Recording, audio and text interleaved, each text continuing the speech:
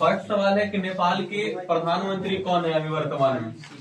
तो पहला ऑप्शन है नवीन चंद्र राम गुलाम, डॉक्टर हरनी अमरसूरिया, रामचंद्र पौडेल और सुशीला कार्की। तो इसका आंसर क्या हो जाएगा? सुशीला कार्की हो जाएगा। ठीक है, यानी जो अभी नेपाल के प्रधानमंत्री कौन है? सुशीला कार्की। ठीक है, नवीन चंद्र राम गुलाम कहाँ के प्रधानमंत्री हैं? ये है मॉरिशस के। ठीक है, ये जो है मॉरिशस के हैं नवीन चंद्र राम गुलाम। और डॉक्टर हरनी अमरसूरिया जो है ये है श्रीलंका के प्रधानमंत्री। श्रीलंका के प्रधानमंत्री हैं डॉक्टर हरनी अमरसूरिया। और रामचंद्र पौडेल जो है नेपाल के राष्ट्रपति हैं, नेपाल के राष्ट्रपति। तो एक बार बोल दीजिए, मॉरिशस के प्रधानमंत्री कौन हो जाएंगे? नवीन चंद्र राम गुलाम, नवीन चंद्र राम गुलाम। और श्रीलंका के कौन हो जाएंगे? डॉक्टर हरनी अमरसूरिया। और नेपाल के राष्ट्रपति कौन हो जाएंगे? रामचंद्र पौडेल। और नेपाल के प्रधानमंत्री कौन है? चलिए, कोई दिक्कत? तो आपको जितना भी ऑप्शन रहेगा सब में बता दिया जाएगा कि कौन है। ठीक है, और छूट भी जाएगा तो फिर पीडीएफ मिल जाएगा। तो कोई ये नहीं लेना है कि छूट गया है तो फिर मतलब छूट जाएगा, ऐसा नहीं। चलिए दूसरा सवाल पे चलते हैं। दूसरा सवाल आपके पास है कि महात्मा गांधी नरेगा का परिवर्तित नाम क्या है? इसका नाम जो है क्या कर दिया है कि चेंज कर दिया गया है। ऑप्शन में है बीबी जी सीता जी, बीबी सीता राम जी, बीबी जी राम जी, बीबी रामायण जी। तो इसका नया नाम क्या है? बीबी जी राम जी। गया के नया नाम क्या है? गया जी। ठीक है, गया के नया नाम क्या है? गया जी। और महात्मा गांधी नरेगा के परिवर्तित नाम क्या है? बीबी जी राम जी, बीबी जी राम जी। चलिए तीसरा सवाल पे चलते हैं। तीसरा सवाल है कि वीर बाल दिवस कब मनाया जाता है?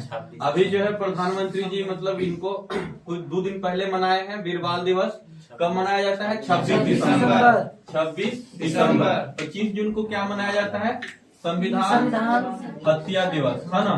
संविधान हत्या दिवस क्यों मनाया जाता है? क्योंकि इसी दिन जो था 25 जून 1975 को इमरजेंसी लगा था, आपातकाल लगा था। उस समय प्रधानमंत्री कौन थी? श्रीमती इंदिरा गांधी। ठीक है, 23 अगस्त को क्या मनाया जाता है? 23 अगस्त को क्या मनाया जाता है? अंतरिक्ष दिवस। ठीक है, 23 अगस्त को क्या मनाया जाता है? अंतरिक्ष दिवस। और 11 फरवरी को क्या मनाया जाता है? समर्पण दिवस। ठीक है, 11 फरवरी को समर्पण दिवस। ठीक है, एक बार फिर से बोल लीजिए। 26 दिसंबर को क्या मनाया जाता है? वीर बाल दिवस। 26 दिसंबर को वीर बाल दिवस। और 25 जून को संविधान हत्या दिवस। और 23 अगस्त को अंतरिक्ष दिवस। और 11 फरवरी को समर्पण दिवस। ठीक है, 11 फरवरी को समर्पण दिवस। चलिए नेक्स्ट क्वेश्चन पे आते हैं। इंग्लिश प्रीमियर लीग में भारत के लिए एम्बेसडर किसको चुना गया है? ठीक है, ऑप्शन है संजू सैमसन, MS धोनी, रोहित शर्मा, गौतम गंभीर। कौन हो जाएगा इसका आंसर? इसका राइट आंसर है संजू सैमसन। ठीक है, इंग्लिश प्रीमियर लीग में भारत के लिए एम्बेसडर किसको चुना गया है? संजू सैमसन को। MS धोनी को किसको चुना गया है? डिटॉल कंपनी का ये एम्बेसडर है। और झारखंड पर्यटन विभाग के भी ये एम्बेसडर है। कौन है? MS धोनी।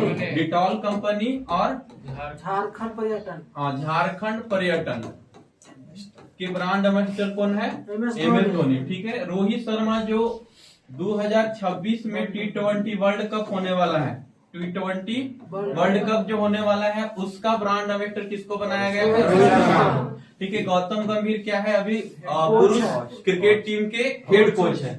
ठीक है, तो इंग्लिश प्रीमियर लीग के ब्रांड एम्बेसडर किसको बनाया गया है? संजू सैमसन को। और MS धोनी को कहाँ के ब्रांड एम्बेसडर बनाया गया है? डिटॉल कंपनी, झारखंड पर्यटन के। ठीक है, और रोहित शर्मा के ब्रांड एम्बेसडर किसको बनाया गया है? 2026 में T20 वर्ल्ड कप का ब्रांड एम्बेसडर रोहित शर्मा को बनाया गया है।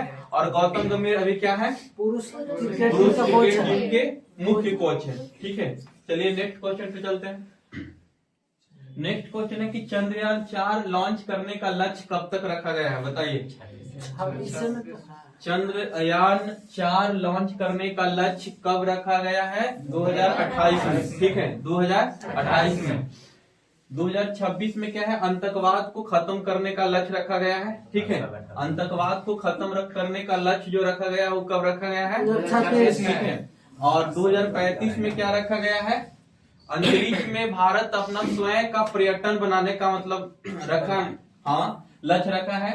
और 2000 जो है 40 में जो है चंद्रमा पर अंतरिक्ष यात्री उतारने का लक्ष्य रखा है भारत। ठीक है, तो याद रखिएगा 2026 में क्या है, अंतर्वाद को खत्म करना है, 2028 में चंद्रयान लॉन्च करना और 2035 में अंतरिक्ष में स्टेशन बनाने का लक्ष्य रखा गया है, भारत अपना स्टेशन बनाएगा और 2040 में चंद्रमा पर अंतरिक्ष यात्री उतारने का लक्ष्य रखा गया है 2040 में। ठीक है, चलिए नेक्स्ट क्वेश्चन पे आते हैं। नेक्स्ट क्वेश्चन है साहित्य के लिए नोबेल पुरस्कार 2025 किसको मिला है। ठीक है, ऑप्शन है लासजलो क्रास जनाहारे कोई, और बी में है Maria Corina Machado, Maria Corina Machado, और सी में है दोनों और डी में है कोई नहीं। तो बताइए कि साहित्य के लिए नोबेल पुरस्कार किसको मिला है। गलत जवाब है, ए होगा लासजलो क्रास जनाहारे कोई। ठीक है, और इसको जो मारिया कोरिना मचाडो को मिला है इसको शांति के लिए मिला है। तो सबसे इम्पोर्टेंट यही दोनों होता है, साहित्य के लिए और शांति के लिए। तो ये दोनों की याद रखिएगा। साहित्य के लिए नोबेल पुरस्कार जो मिला है वो मिला है लासजलो क्रास जनाहारे काई, और शांति के लिए जो नोबेल पुरस्कार मिला है वो किसको मिला है, Maria Corina Machado, Maria Corina Machado. ठीक है, नेक्स्ट क्वेश्चन पे चलते हैं। नेक्स्ट क्वेश्चन है कि क्षेत्रफल के अनुसार सर्वाधिक वन आवरण वाला राज्य कौन है। ठीक है, वन स्थिति रिपोर्ट 2023 के अनुसार, वन स्थिति रिपोर्ट 2023 के अनुसार जो है ये आया था कब, दिसंबर 2024 में आया था और फिर आएगा 26 में लगभग। ठीक है, वन स्थिति रिपोर्ट जो है अगला बार फिर 2026 में आएगा। 2023 के वन स्थिति रिपोर्ट के अनुसार क्षेत्रफल के अनुसार सर्वाधिक वन आवरण वाला राज्य कौन सा है, बताइए, एमपी। ठीक है, कौन है, एमपी है। और दूसरा को कौन है, अरुणाचल प्रदेश, और तीसरा को कौन है, छत्तीसगढ़, और सबसे कम वन आवरण वाला कौन है, हरियाणा। सबसे कम वन आवरण वाला कौन है, हरियाणा, और सबसे अधिक वन आवरण वाला कौन है, मध्य प्रदेश। ठीक है, दूसरा को कौन है, अरुणाचल प्रदेश, और तीसरा को कौन है, छत्तीसगढ़। अगर नेक्स्ट क्वेश्चन है भारत का 96वां रामसर स्थल कौन है। ठीक है, तो कौन है, सिलीसेट झील अलवर। ठीक है, सिलीसेट झील अलवर, अलवर कहाँ में है, सिलीसेट झील राजस्थान में। ठीक है, और 93वां पर कौन है, 93 पर गोकुल जलाशय बक्सर, बक्सर कहाँ में, बिहार में। और 94वां पर कौन है, गोगाबिल झील कटिहार बिहार में है। और 95 पर कौन है, कोपरा जलाशय बिलासपुर छत्तीसगढ़ में। ठीक है, तो अभी तक जो भारत में रामसर स्थल है वो कितना हो गया है, 96। ठीक है, अगर पूछेगा कि अभी तक भारत में वर्तमान में रामसर स्थल कितना है तो कितना हो जाएगा, 96 हो जाएगा। 96वां कौन है, अलवर राजस्थान में है। और 93 जो है वो कौन है, गोकुल जलाशय बक्सर बिहार में है। और 94 पर गोगाबिल झील कटिहार बिहार में है। हो सकता है पूछ दे कि गोगाबिल झील कहाँ है, तो कटिहार में है।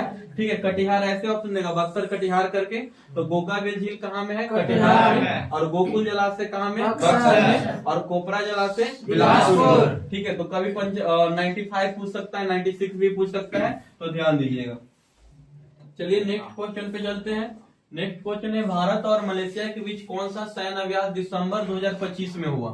ठीक है, भारत और मलेशिया के बीच कौन सा सैन्य अभ्यास दिसंबर 2025 में हुआ, कौन हुआ बताइए, हरिमाऊ शक्ति। ठीक है, हरिमाऊ शक्ति।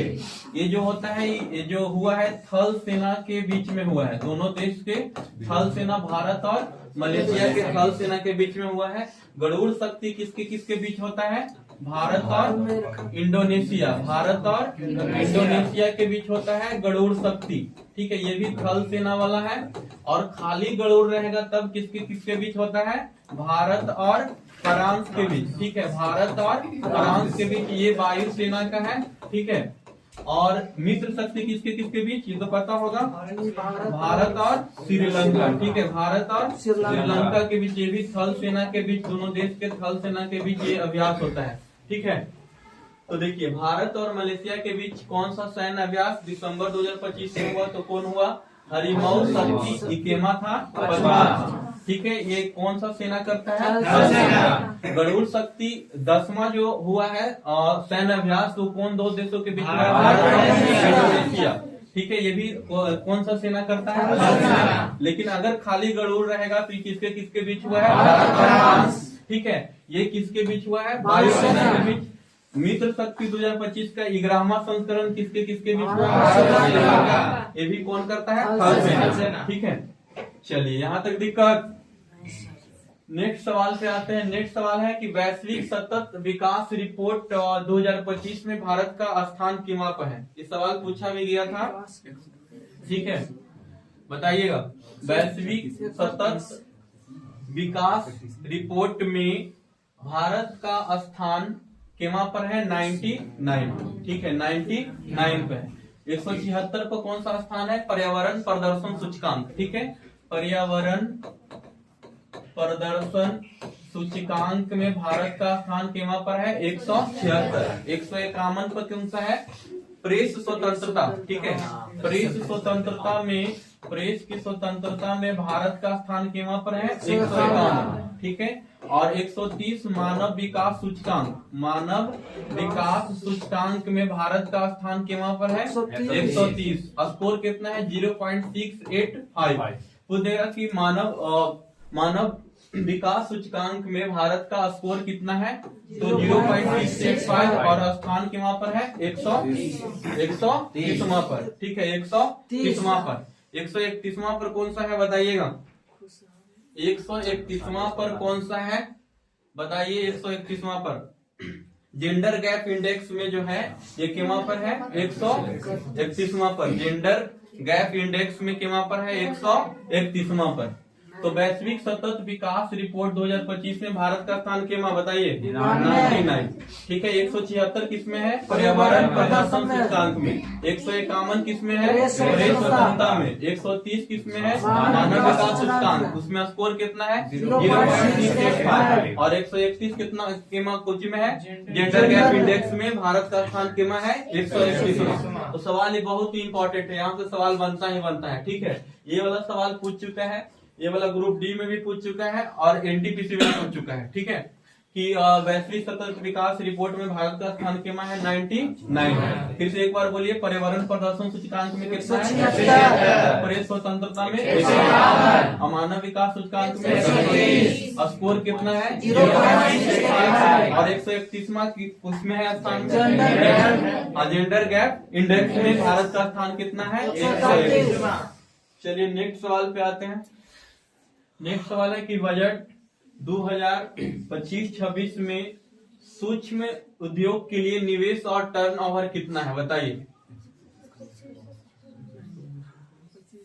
सूक्ष्म में है 2.5 करोड़ से 10 करोड़। ठीक है, निवेश 2.5 करोड़ और टर्नओवर कितना है? 10 करोड़। ठीक है, सूक्ष्म उद्योग के बाद क्या आता है? सूक्ष्म, लघु और मध्यम। सूक्ष्म, लघु और मध्यम। सूक्ष्म हो गया, लघु हो गया और मध्यम। यानी लघु में अगर निवेश पूछेगा तो 25 करोड़। ठीक है, 25 करोड़ से लेकर के कहाँ तक? 100 करोड़ तक। और अगर मध्यम में पूछेगा तो 125 करोड़ से कहाँ तक? 500 करोड़ तक। लेकिन अगर सूक्ष्म में पूछेगा तो 2.5 करोड़ से लेकर कहाँ तक? 10 करोड़ तक। इसे एक बार देखिए, सूक्ष्म उद्योग में निवेश कितना? 2.5 करोड़। टर्नओवर कितना? 10 करोड़। और लघु में कितना? 25 करोड़ निवेश और टर्नओवर 100 करोड़। और मध्यम में निवेश कितना? 125 करोड़ और टर्नओवर कितना? 500 करोड़। ठीक है, चलिए नेक्स्ट सवाल पे आते हैं। नेक्स्ट सवाल है कि वित्त वर्ष 2025 में भारत की वास्तविक जीडीपी वृद्धि दर कितना प्रतिशत रहने का अनुमान है? ऑप्शन है 3.8%, दूसरा में है और 6.2%, और तीसरा में 7.2% और चौथा में 6.4%। कौन होगा आंसर? 6.4%। ये जो है कृषि वृद्धि के लिए है। 3.8% जो है वित्त वर्ष 2025 में कृषि के लिए, और यह है औद्योगिक के लिए।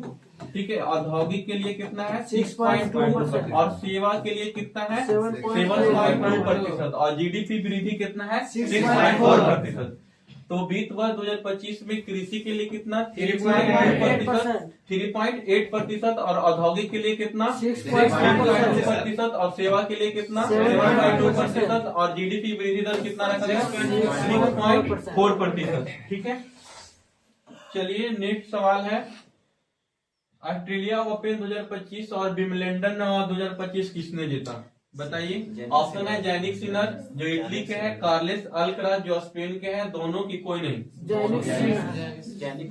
जैनिक सिनर जो है ये जीता है ऑस्ट्रेलिया ओपन और विंबलडन, और ये जीता है फ्रेंच ओपन और यूएसए वाला। ठीक है, यूएसए ओपन और फ्रेंच ओपन जो जीता है वो कौन जीता है? Carlos Alcaraz. ठीक है, और ऑस्ट्रेलिया और विंबलडन वाला कौन जीता है? जैनिक सिनर, और फ्रेंच और यूएस वाला कौन जीता है? Carlos Alcaraz. ठीक है, यहाँ से भी क्वेश्चन बनता है तो यहाँ से भी ध्यान रखिएगा।